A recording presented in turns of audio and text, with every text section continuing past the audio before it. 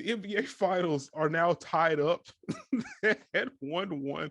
I am not doing this with you today.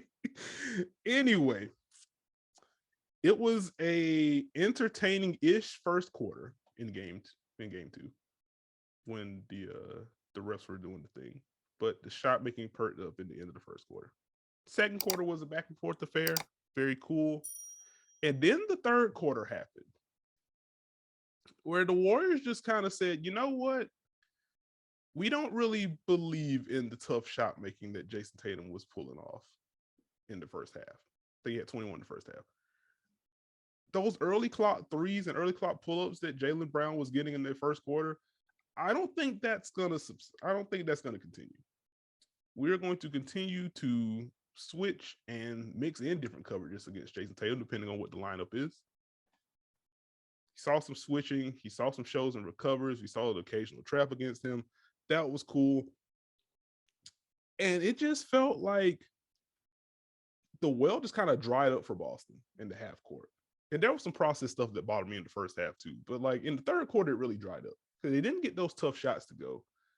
And then you just kind of felt like once the jumper stopped falling, it really stood out. Hey, they're not really getting to the rim at all in this game. That's a tough diet to live on. And Golden State was able to push on the other end. Steph Curry was able to take advantage. Jordan Poole was able to show up in a big way. And the next thing you know, the Warriors have outscored Boston by like 20 in the third. It's like, oh, well, this was a fun game. Let's roll out the backups now. We have extended garbage time because Boston just could not get anything to go offensively. On top of their turnover issues, they were back in a big way in game two. And Golden State was just able to find enough on offense to where the Celtics were just out of reach by the time the fourth quarter started. Yeah, I mean, it's been an interesting first two games where we've had a lot of quality basketball ended by a massive run from each side. I think to your initial Boston point about them offensively, Boston, again, is a unique offensive team as far as championship contender goes. So you talk about the shot diet. That shot making we've spoken about is a part of the process for them. It's a piece of what they do, and it does help them in those stretches where they're trying to find a pressure point. They're searching for something that can sustain them. They can't live on it. And so we saw in the Miami series, dribble penetration became the equalizer on top of the shot making, and then they added the pressure points, and now you have a sort of blend. They need the shot making to sustain them while they're searching for the pressure points, and Golden State's defense really didn't allow many pressure points in that game. Mm-hmm. I thought Golden State's defense they played defense with conviction for what felt like the first time probably since the Dallas series. It felt early Dallas series to me, if we're looking for a comparison. They knew what they wanted to do. They executed it. They attacked. And going bigger picture, one of the things that I thought was huge is it felt like Golden State kind of pointed at Boston's pick and roll game and said, hey, what's this look like if we take this off the menu? What's this look like if it's not the same kind of pressure point? If we just switch, and you're going to have Robert Williams roll, you're going to have Al Horford roll to the dunker. And we're going to force it, funnel that dribble penetration, whatever drive you want, right to that help. And there's going to be help from the corner, there's going to be help from the wing, and we're going to help from the other corner as well. That's what we're going to do. Mm-hmm. And now it's on Boston to kind of take that and manipulate the spacing. We've seen them do it before. We've seen them beat a Milwaukee team that sold out protecting the paint. We saw them beat a Miami team that sold out on early help. Now they have to find the creases against this Golden State team because where do you put who? Where do you space the right people at the right time? Mm-hmm. How does Al Horford get comfort if he's just spaced? When he tries to cut, is it a cut with purpose? Is Jaylen Brown best served on the wing? How do you kind of manipulate that to keep the pressure on Golden State is what's interesting, going to be interesting for me going forward. But I thought Golden State's defense was very, very, very, very tough. Very tough. Well, let's start right there. Let's talk about Golden State's defense. Let's start with the obvious shift from Golden State in game 2. The first possession of the game, Draymond Green set the tone. We're going to talk about Draymond's defense because it was insane all game long. First possession of the game, 10 seconds in, Al Horford's above the break, looking to flow into a handoff or maybe a pitch to flow into a pick and roll. Draymond Green's like, nah, let me just chew up the space. We're going to grab the ball. We're going to force a jump ball. And Boston retains possession. But that right there let me know, okay, yeah, Draymond's here today. Oh, no, he was on demon time. And I wish I could be a esteemed media member because I would have asked my question, at what date and time did you decide that was what you were going to do on the first possession? Because there's no way that was an accident. It felt like that man did that on purpose. But anyways, continue. So Draymond sets the tone there. And then after that, we see Draymond get his, I guess, the primary assignment. He gets Jaylen Brown in this one. This is a gambit that we saw Golden State go to in the Western Conference Finals, where they put Draymond Green on Jalen Brunson early in the series, which seemed to be like, hey, Jaylen Brown kind of hurt us as a driver in game 1, particularly in that fourth quarter run. We want to make sure those drives aren't there. And beyond that, if Jason Tatum has the ball above the break, we know they like to space Jaylen Brown in the strong side corner. If Peyton Pritchard's in the game, they'll stash him in the strong side corner. They'll have Jaylen Brown one pass away. We're going to put Draymond on Jaylen Brown. So now wherever you place him, and in theory, you want to make things tough, now that helper is Draymond Green. And he just happens to be one of the best defensive players of the generation and an elite guy at stunting at a drive or stunning at a ball handler in the pick and roll and then recovering back out to his man. So Jaylen Brown space strong side, cool. Helping from the strong side is a no-no, cool. Draymond can do it. And so now your best option is taken off the table. And now your only other option is to drive to the opposite side where we're setting up all this help. This is where you have Marcus Smart space. This is where you may have Robert Williams in the dunker spot. This is where you may have Derek White if he's on the court. And so now we're just pinching in on one side. The other side is Draymond Green waiting to pounce on your dribble, which, as much as we talk about Jaylen Brown's handle not being the best, and it isn't, Jason Tatum doesn't have an elite handle either. And so you're cramping space for him, which when you zoom out, if you want to go big picture, one of the things we talked about before the series was like, hey, winning the paint battle is going to be very important. It's going to be very important. Who can generate paint touches, who can get to the rim, who can get to the free throw line. This was kind of the big thing about Boston starting with two bigs. Like, part of having Robert Williams, Al Horford in your front line is like on the other end, you're not getting anything on the paint. And depending on how we space and how we attack elsewhere, Robert Williams is going to have the paint to himself on the other end. He'll have dump offs in the dunker spot. He can make an impact as an offensive rebounder, et cetera, et cetera. Boston wasn't able to generate enough goodness in the half court to where the Robert Williams stuff would matter. And then on the other end, as you said, like, Golden State was just a lot more calculated in their attack. It did seem to shift to more pick and rolls and stuff. But back to Golden State's defense, I was just wildly impressed with what Draymond Green was able to do on the ball, off the ball, taking on a multitude of matchups at a time. We saw him on Jason Tatum. We saw him on Jaylen Brown. We saw him on Al Horford. And he just did a little bit of everything. Like, there was a play in the third quarter, as the run was happening, where Boston runs an action for Jaylen Brown. Jaylen Brown is now on the, I want to say, the left wing, getting ready to set up a pick and roll with Robert Williams with an empty side. And Draymond's like, oh, yeah, we're just going to trap this now. Gets into Jaylen Brown's body. Kevon Looney gets up there. It's a live ball turnover, which Boston, I think 19 turnovers in game 2. You can't have that. Just the engagement level, the way that they took away the paint completely, it turned Boston into more of an isolation in the mud offense.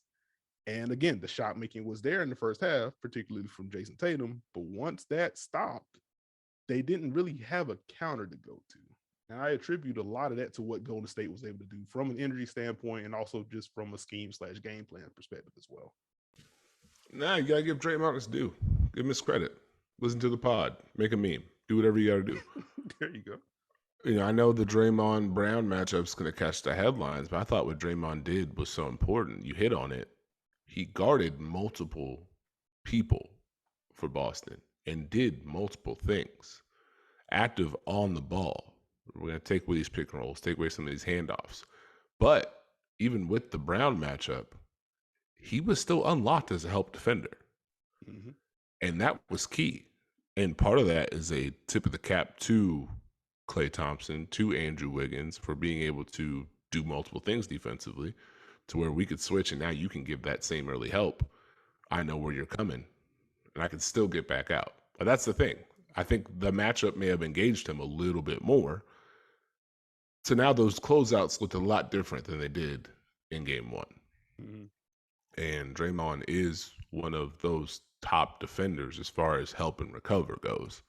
And when he's engaged like that, you have Steph Curry working to do his job, setting the tone, keeping the ball on the side and pick and roll, pressuring it, helping off ball, making efforts. I'm not going to be that guy, but he did his job. He clocked in and he clocked out defensively. We'll put it that way. And then the bigs, hey, you want me to switch? Keep it one way? I thought it was just a really, really strong effort. The most impressive part for me with Golden State's defense was that they found a way to defend, but they kept their base and their principles. Mm-hmm. And that was really important after that game one where it looked like Boston's smaller lineup just put them in a tough spot. But they were back to showing early help. They were back to closing out with purpose. There was multiple efforts. There was conviction. We talk about the three phases of defense all the time. Are you dictating? Are you anticipating? Are you reacting? I thought Golden State was able to live in the last two. And if you're able to live in the last two phases, you're in good shape. Pay the bills there, you'll be all right. There you go. So, what do you think Boston could do? Because I know you mentioned you were annoyed with the spacing. And I feel like that's going to be a nice little buzzword over the next 24 to 36 hours. Mm-hmm. Is it the spacing or is the lack of manipulating Golden State's defense? I think they kind of go hand in hand as the cheating answer. Boo. Boo. That's fine. Yeah. Bring it in. But no, I think it's more so I think it's more the manipulation for me. And as the half court offense was bad, 77 offensive rating in the half court in game two after a 114 offensive rating in game one. That's a pretty big split. Boston did try to do some things to move Draymond Green around. They did have him, going over some off-ball screens for Jaylen Brown to set up some other stuff. They opened the third quarter with this hammer play for Jaylen Brown in the left corner that almost worked. And so you could see them experimenting with some stuff to okay, if Draymond's going to have the Jaylen Brown assignment, how do we get Jaylen the ball on the move? Or at the very least, how do we occupy Draymond so we can run some other stuff and not worry about him as a helper? And I think they were able to poke at enough to where they can at least feel decent about what they can do in game three. I'll even say zooming out, a lot of this is on Boston though. There were some weird spacing things. The decision-making just was not there for Boston. And Golden State's been waiting for the turnover rant. Buckle up, folks. Get yourself a nice snack. I don't know if it's a turnover rant, but Boston, as good as Golden State's defense was, Boston also just shot themselves in the foot with some weird pass. There was the Jason Tatum cut where Marcus Smart tries to throw a bounce pass to lead Jason Tatum where the ball is 6 feet outside of Jason Tatum, goes right to, I think, Kevon Looney. I'm just yo, you can't do that. What is happening right now? It wasn't a great floor game for Marcus Smart, period. I guess we can, if we're going to throw he wasn't the only culprit, obviously. But they need Marcus Smart activated as a ball handler because as you've mentioned on this pod plenty of times, if Marcus Smart can get downhill for you, if he can make some plays for you, if he can force some rotations for you, he's kicking to the Jays. And that's generally what you want to get the chain moving in the half court for Boston. If Marcus Smart is turning the ball over, or if he's making passes a split second too late, so where you may have created a small crack in Golden State's defense, but now they're able to recover out because you didn't make the pass quickly enough. Now you're up against the said defense again. And Boston can't afford to get like that against Golden State. And with the turnovers, like, one, they lost the turnover battle. Golden State absolutely blitzed them in transition on the other end. Like, even off of just defensive rebounds, Golden State was able to flow into some early pull-ups or get downhill and get some early passes and get to the rim. They got to tighten the screws there. They have to tighten the screws there. Yeah, I mean, I think part of it is Golden State being a moving target defensively. They didn't necessarily give them the automatics. And say what you want about Boston's offense, in both of their previous series, there are at least automatics they knew they could get to. There are pressure points they knew they could get to. In this game, too, didn't feel like they were always present because you had Draymond in multiple different positions. You had switching in pick and roll. You had Steph Curry switching, but then also showing and recovering. You had Poole switching, but also built-in help. So it wasn't like the one thing they could necessarily pick at. And it's going to be on them to find it and probably play with a little bit more of a purpose on the offensive end. Make some quicker decisions on the offensive end. And I thought Tatum had some good moments, making quick early decisions. But how much can they do to get him in the post? Can they unlock him that way? Can they throw something different on the table against Golden State? It felt like Boston maybe had felt like they had found a formula and Golden State had an answer. And so Boston was back to searching. Now I want to see what it looks like in game 3. I'm with you on that. While we're still on Boston's offense, I guess one of the heroes of game 1 was Al Horford and his 26 points and his NBA Finals debut, 6 made threes. He took 4 shots in game 2. His first shot attempt was logged with, I think, 10:38 left in the third quarter. How much of that was Golden State taking him away, and how much of that was Boston not looking for him, if that makes sense? Like, what did you see on the Horford front? I just thought the switching impacted him. Where were they going to look for him? Unless they started throwing it to him in the post. It's not like they had the drive and kick game going to the same degree. So I think that impacted him because he wasn't able to play out of the same flow.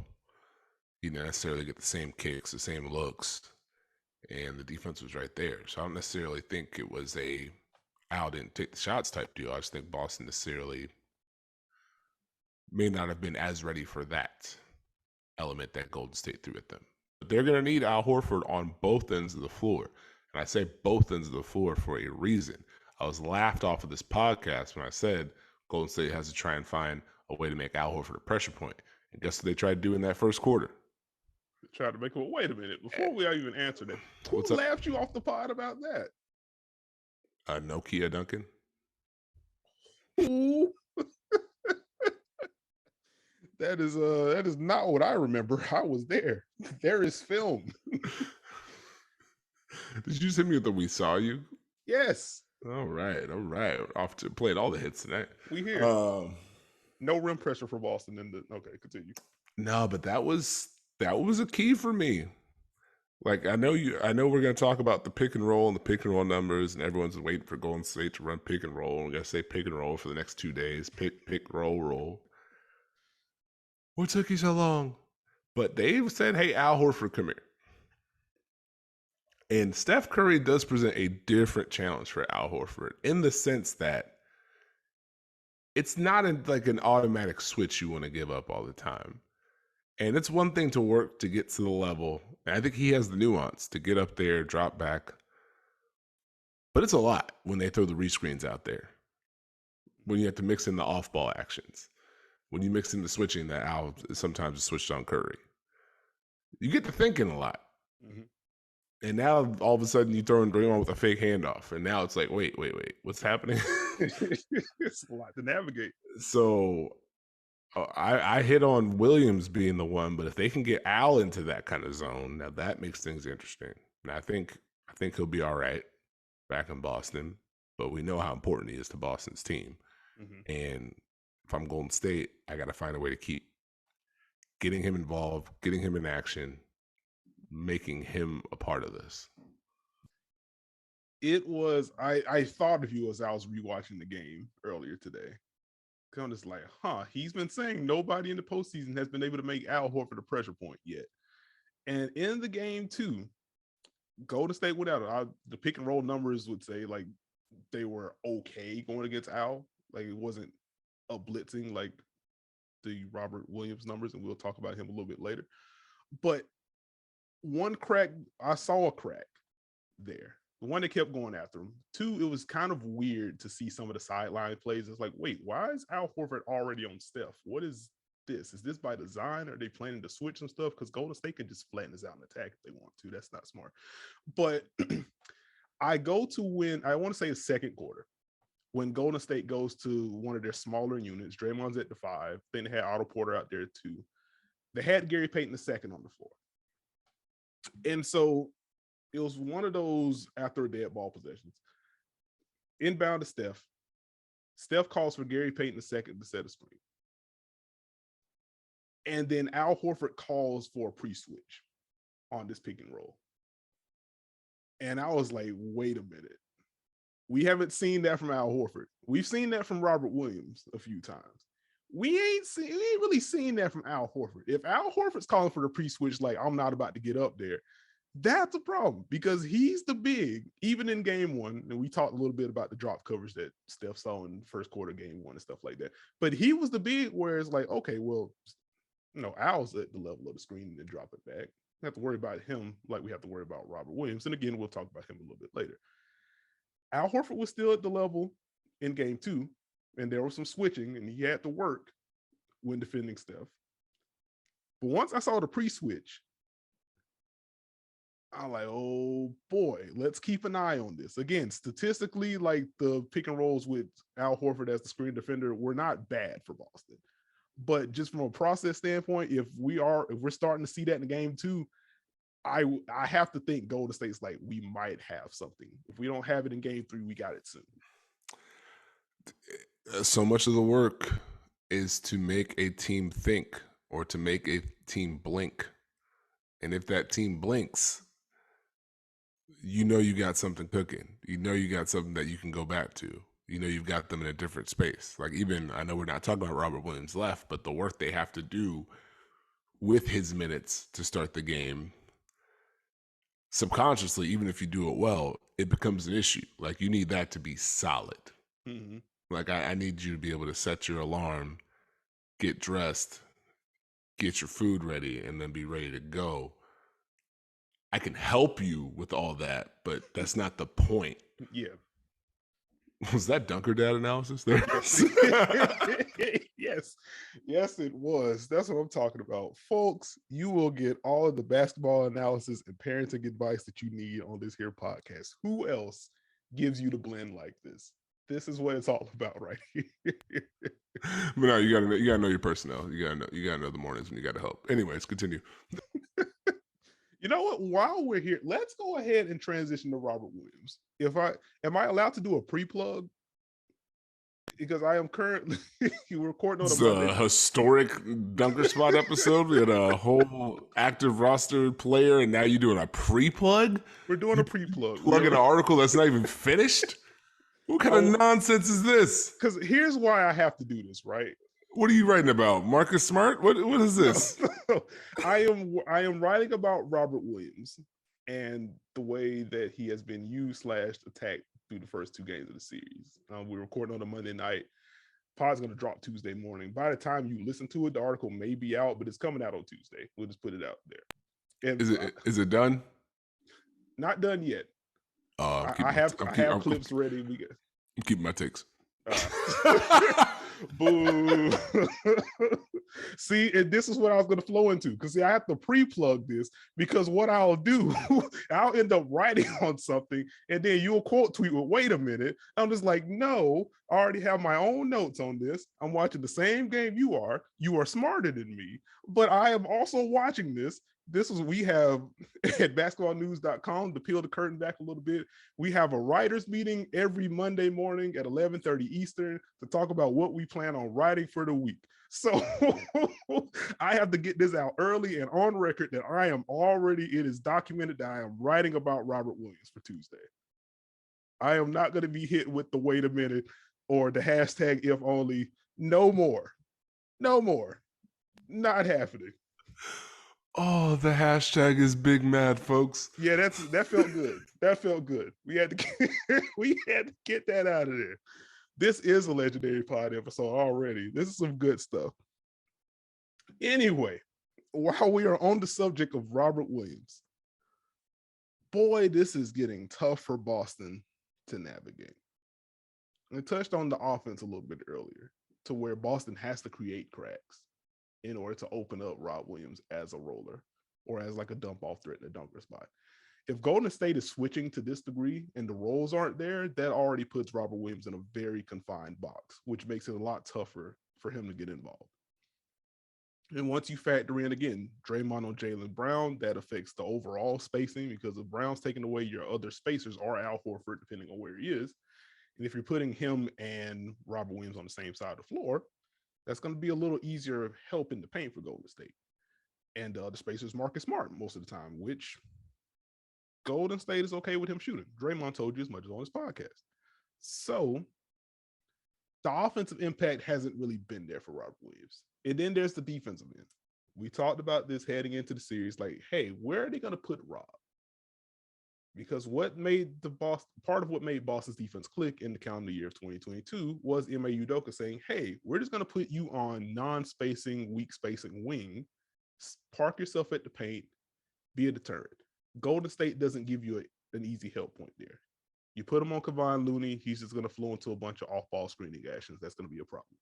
You put him on Draymond Green, it's a similar ordeal. You have to worry about fake handoffs, all the good stuff. Andrew Wiggins was where I landed. And tell me about it, King. Andrew Wiggins was where I landed. I was like, you know what? This is probably their best opportunity to pull off that particular gambit. And in game one, we saw some early screens, some early handoffs for Andrew Wiggins. Like, okay. And then they started flowing into some cuts. I was like, ooh, okay. And in game two, Golden State continued to poke at them in different ways. Let's run this off-ball action. With Boston being a little bit more willing to switch Robert Williams, that means, hey, you're on Klay Thompson now. That's not what you want. Hey, you're on Steph Curry now. There was a play in the first half where you got to switch with Robert Williams on Steph Curry. Jason Tatum immediately calls for the pre-switch, like, or the scram switch. Like, nope, get out of here. No, I got Steph. And so then you get a cut the other way.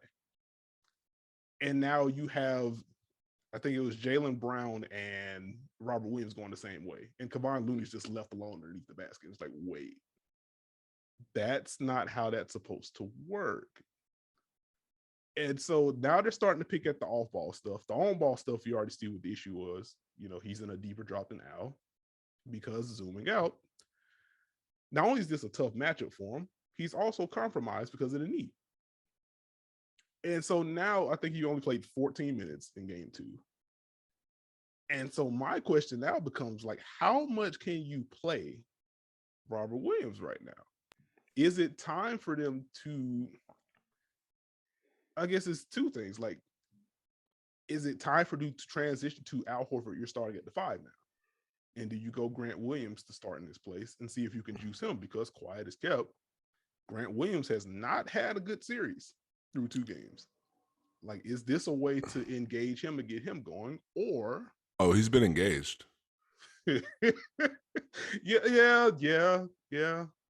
He's been engaged. We could play the pause on that because you got a great point going. I'm not gonna go there. He's been awfully engaged. I don't know. Well, first off, I hope Robert Williams' leg and knee is okay. Yes. Number one, health is important. Number two, I don't know if you can go backwards. You can shorten the stint and shorten the rotation or try and match it. You know, take his first run and then try and match him with Nemanja in the second quarter or something like that, even though that's not ideal. Maybe it gives you something different. The issue is now the blend of your biggest impact is rebounding and then rolling, where your roles are a switch.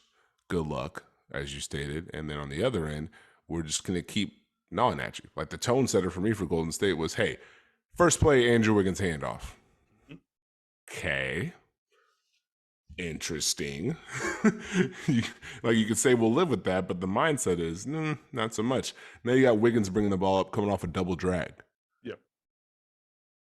Okay, you guys pre-switched last game. Now you're pre-switching off ball. Fun times. That's tough because now he's a moving target.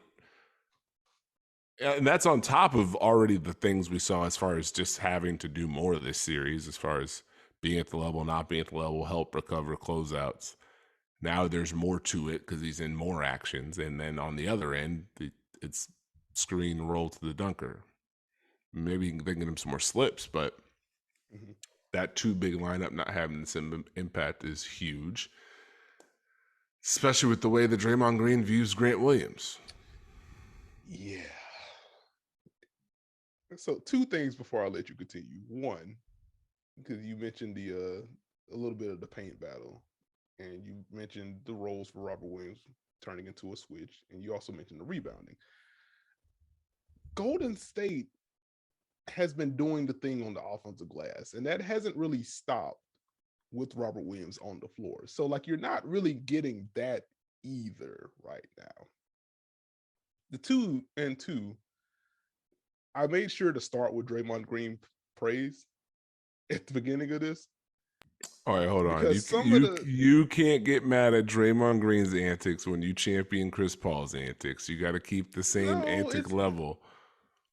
It's less that. Like, I appreciate gamesmanship, but like also with the interactions with him and Grant Williams in particular were just they were just a lot.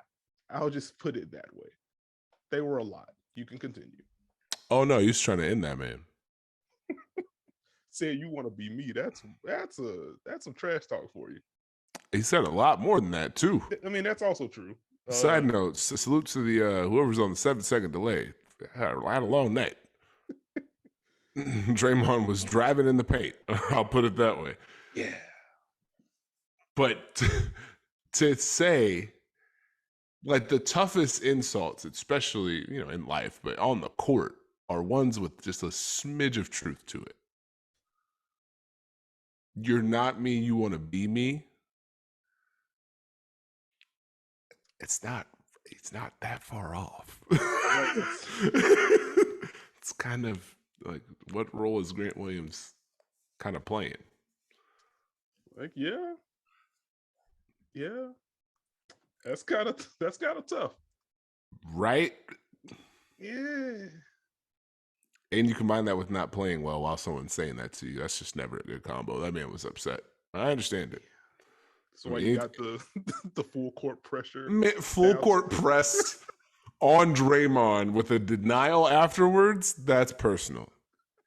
No offense to Grant Williams. That is football player behavior. Football player behavior. Someone out there is going to know what I mean. The hashtag is Big Gridiron, folks. That is the running back that got scored on twice. You said something to him, and now he wants to put the clamps on. If you don't back up, go take your cross trainers and go lift some weights. All right, dog. The cross trainers. This is, oh man. I once again say this is already a legendary episode of the Dunker Spot. We have gone many places already. But I guess just to recenter it, pun intended, Grant Williams is going to be important moving forward. Like, even if he doesn't like take over Rob Williams' starting position, as you said, maybe he gets his opening stint and then you kind of match minutes from there. They're going to need Grant to make an impact. And it hasn't really been there on either end of the floor. On offense, again, Golden State switching has taken away a lot of the gaps. And just their general help took away the paint. And so you don't get the clean drives, you don't get the rotations. And if you're not getting those, you're not getting the clean looks from the corner that Grant Williams has feasted on throughout this season and this postseason in particular. So that hurts. And if you're not getting, again, they mixed in like some traps or some show and recovers against Jason Tatum, but generally, like, you're not getting a steady dose of that. So you're not even getting Grant Williams on 4-on-3s or anything like that. And so it's just like, okay, what exactly are you there for? And if he's screening for someone, they're mostly just switching that too, and they're not dumping it to him on the block. So you're not getting that. Defensively is where I'm just like, you kind of have to bring it, because where Rob Williams is in a drop and he's trying to navigate some stuff, and again, they switched him a little bit more in game 2. Grant Williams is your switch option off the bench. he should be your guy. He should be your change of pace guy behind Rob, where it's like, okay, if you're trying to run this fancy off-ball stuff for Steph, or you're running for Clay, or you're running for Jordan Poole, Grant Williams will be able to snuff that out and at the very least funnel you somewhere if you try to drive past them. First quarter, game one, Steph drills a pull up in Grant Williams' face. I was like, okay, he's not scared of Grant. That doesn't mean Grant can't do a good job or won't do a good job moving forward. But mindset, Steph doesn't care about Grant Williams. Game two, much of the same. We saw a lot of switching from Grant Williams. He took away an initial gap, and then it's a drive, or it's a pull up, or it's a drive then a kick. If Grant Williams can't be a legit deterrent, that's really going to be a problem. Rob is already compromised, and it's a tough matchup. The Daniel Theis minutes. How have you felt about the Daniel Theis minutes, actually? Better than you have. I see. Okay, fair enough. But the Daniel Theis minutes can be at least something for Golden State to pick at, because you know what his coverage is going to be. Grant kind of has to be the bridge. He has to be a bridge. Well, I mentioned before the series started, how much of it is this going to be his type of series? His defensive strengths aren't necessarily as compatible with the star player as they have been in the series before this. It's tough to be as physical with someone like Stephen Curry. And even if you succeed initially, it's a drive, a kick, and now you have to chase him. And then you switch anyway. So then, you know what I mean? And so he's going to have to knock down shots or beat closeouts and then impact the game on the other end of the floor. There we go. We're getting there. Got there. Landed the plane. Please, my goodness. But I think he can have an impact. Boston needs him to, as you stated. I thought some of the tough part, I think a lot of people are going to talk about Horford, Smart, White. The bench wasn't as good as it needed to be. You know, they kind of poked holes, and we talked about the importance of the lineups in this series. Boston needs to have cards in the deck to throw at Golden State.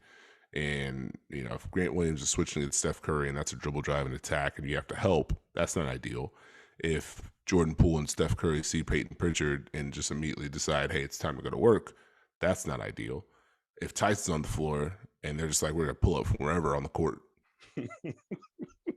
I mean, they ragging on poor Daniel Theis for being in a drop because Steph Curry took one dribble past half court and threw it up at was cash. So I was like, what did you want the man to, like, that's greatness. What? Sorry. Like, what? Daniel Theis was at a drop. His heel was on the 3-point line. I was like, bro, this is not what drop coverage was schemed up to be when this was created. That's not how that's. Roy Hibbert would have still been in the paint. Y'all mad at them, anyways. So yeah, they're gonna need the impact players to lead the way, but they're gonna need to find impact for their other guys. And again, just like we talked about after game one, it could just be a do it better type deal for Boston. Which leads me to how did you feel about Steph Curry as a whole in that game? This feels like a trap, but I enjoyed Steph in this game. What's the face for? What did I do? This man, he just neutralized. He's not just neutralized big agenda. He just won't answer questions anymore. Like, I come up with just these valid questions and just pause. Look, man, after the burger question in the watch party, like, I am just always on edge. You can ask me how I'm doing. I'm like, wait, let me check this timeline to make sure no one's asked. But no, like, I enjoyed the Steph game. Like, it was a nice mix of the drives, of the off-ball movement. And, you know, I'm not going to hammer it too much, but, like, Steph as a pick-and-roll ball handler tends to generate some good stuff. And so it was interesting to see Golden State go more to that well. At least the percentage of their offense coming through pick and roll raised a little bit in game two from game one. Like, they cut their off-ball actions, second spectrum tracks, like off-ball screen stuff. They lost 79 off-ball screens in game one. They lost 38 game two. And the pick and roll number basically stayed static within for those two games. And so Steph just annihilated whatever cover he saw. If it was switch, he was able to drive. If it was drop, he was able to pull up. And Boston has to find answers for that. And also, just a quick, while on the pick and roll front, just a quick shout out to Jordan Poole, who brought it in game 2, particularly in that third quarter. They need him. They need him to produce. They need someone aside from Steph to be able to create against this Boston defense. And one of the problems for game 1 was it was Steph, but Poole didn't really show up. Clay missed a lot of shots. Andrew Wiggins scored, but he didn't like break Boston's defense in a way. Like it was scoring that was very much one-on-one / okay, you can live with this type beat. You can't have all three of those things working at the same time, no matter how good Steph is. Game 2, you got a little bit more of a mix. You had Jordan Poole step up. And as you mentioned, like they set the tone a little bit early with trying to test out Robert Williams with Andrew Wiggins. So once you got that kind of blend, the offense flows a little more freely. And so that's good stuff from Golden State. And I guess just to zoom back out to your question, I really enjoyed Steph's game in game 2. Well, I'm going to ask you 2 questions when it comes to Steph. All right. Number 1, how did you feel the contrast of their pick and roll heavy attack, quote unquote, as opposed to the struggles maybe in pick and roll in the fourth quarter of game 1? Did you feel anything different? Did it make you feel differently?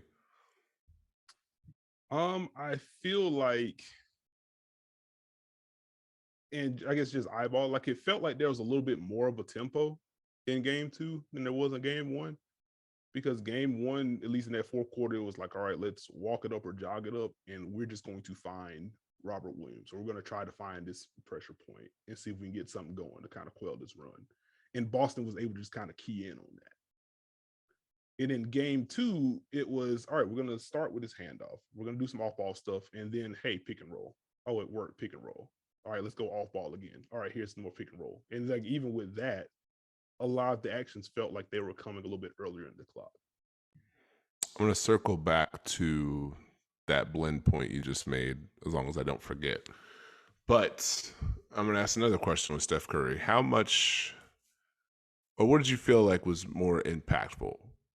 That simplifying the game for Golden State, or maybe getting Marcus Smart having to navigate more and more?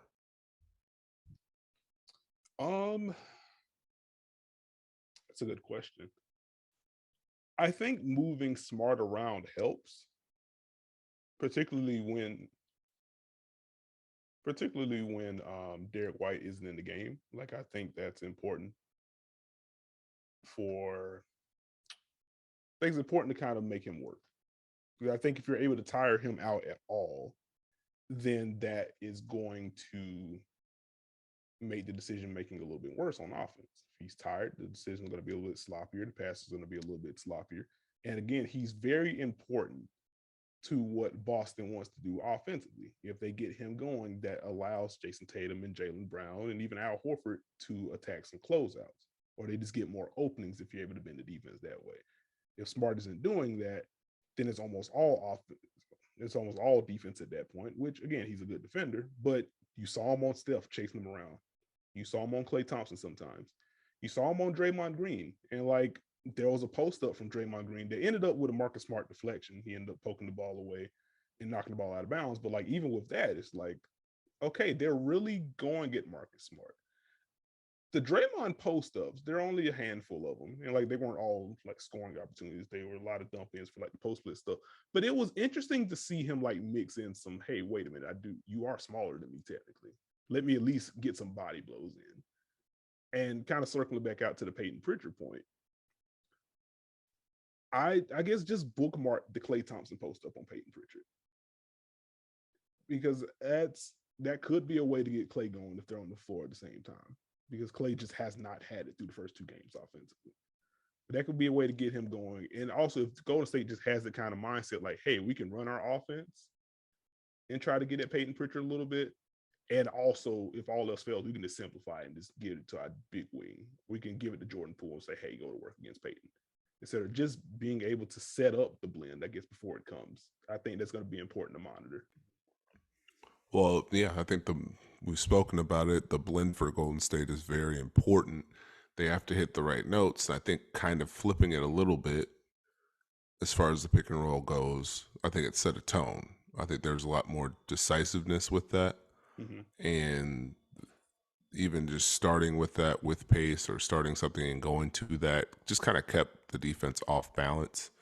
And it felt like more of a this isn't how we're going to score particularly.